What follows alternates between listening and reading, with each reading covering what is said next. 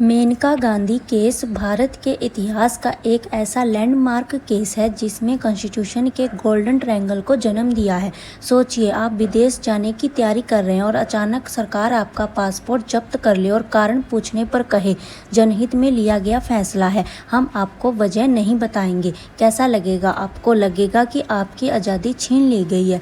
आज से करीब 48 साल पहले मेनका गांधी के साथ बिल्कुल यही हुआ था, लेकिन उन्होंने हार नहीं मानी। वो सुप्रीम कोर्ट पहुंची और वहां से निकला एक ऐसा ऐतिहासिक फैसला जिसने भारत में आर्टिकल 21 यानी कि जीने के अधिकार की परिभाषा को हमेशा के लिए बदल दिया। नमस्ते दोस्तों, आज हम बात करेंगे Maneka Gandhi versus union of India 1978 case की। यह सिर्फ एक पासपोर्ट का केस नहीं था, यह आम नागरिक की आज़ादी की जीत का केस था। कहानी शुरू होती है जुलाई 1977 में। इमरजेंसी के बाद नई जनता पार्टी की सरकार आई थी। इंदिरा गांधी की बहू थी मेनका गांधी, जो उस वक्त एक जर्नलिस्ट थी और उन्हें एक लेक्चर के लिए विदेश जाना था। 2 जुलाई 1977 को रीजनल पासपोर्ट ऑफिसर ने उन्हें एक लेटर भेजा। इसमें लिखा था कि पब्लिक इंटरेस्ट में सरकार उनका पासपोर्ट इम्पाउंड कर रही है। जब मेनका गांधी ने वजह पूछी तो जवाब मिला, in the interest of general public. सरकार ने इससे ज़्यादा जानकारी देने से मना कर दिया। सवाल ये है कि क्या सरकार किसी व्यक्ति की विदेश यात्रा की स्वतंत्रता को छीन सकती है? क्या सरकार ऐसा करते समय कारण बताने के लिए बाध्य भी है? और यह मामला सीधे सीधे कॉन्स्टिट्यूशन के आर्टिकल 21 से जुड़ा एक क्वेश्चन बन गया। क्या कहता है आर्टिकल 21? आर्टिकल 21 में लिखा है कि किसी भी व्यक्ति को उसके जीवन या व्यक्तिगत स्वतंत्रता से विधि द्वारा स्थापित प्रक्रिया that is procedure established by law के अनुसार ही वंचित किया जा सकता है, अन्यथा नहीं। मेनका गांधी ने इसके खिलाफ सुप्रीम कोर्ट में रिट पिटीशन दायर की, यह कहते हुए कि ये उनके right to freedom of speech and personal liberty का वॉयलेशन है। सरकार का आर्ग्यूमेंट सिंपल था। पासपोर्ट एक्ट 1967 के तहत उनके पास पावर है पासपोर्ट इम्पाउंड करने की। उन्होंने कहा कि आर्टिकल 21 में लिखा है कि प्रोसीजर एस्टैब्लिश्ड बाय लॉ के जरिए लिबर्टी छीनी जा सकती है। लेकिन मेनका गांधी के लॉयर ने 3 बड़े सवाल उठाए।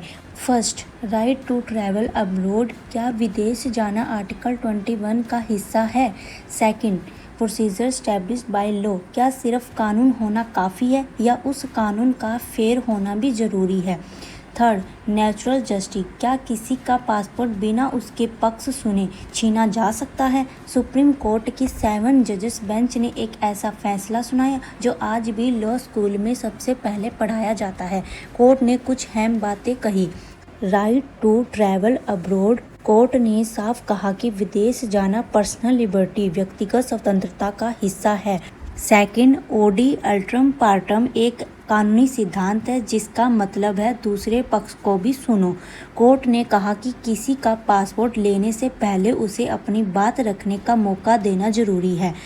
Third, procedure established by law versus due process of law. Court ने कहा कि सिर्फ कानून होना काफ़ी नहीं है, वो कानून जस्ट, फेयर एंड रीजनेबल होना चाहिए। The golden triangle. कोर्ट ने कहा कि आर्टिकल 14 इक्वालिटी, 19 फ्रीडम और 21 लाइफ को अलग अलग नहीं पढ़ा जा सकता।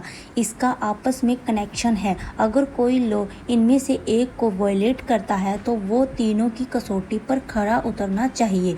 इस केस के बाद आर्टिकल 21 का दायरा इतना बड़ा हो गया कि आज इसमें राइट टू क्लीन इन्वायरमेंट, स्वच्छ हवा में सांस लेने का अधिकार, right to privacy, free legal aid, मुफ्त कानूनी सहायता, right to travel, right to education और गरिमा के साथ जीने का अधिकार आर्टिकल 21 के अंदर जुड़ते गए। तो दोस्तों, मेनका गांधी केस ने हमें सिखाया है कि सरकार कितनी भी ताकतवर क्यों न हो, कानून के ऊपर नहीं है। अगर आपको यह लीगल ब्रेकडाउन पसंद आया है तो इस वीडियो को लाइक करें, शेयर करें और इजी लॉ कॉर्नर को सब्सक्राइब करें और बताएं कि अगला वीडियो आप किस लैंडमार्क केस पर देखना चाहते हैं। Thanks for watching. जय हिंद।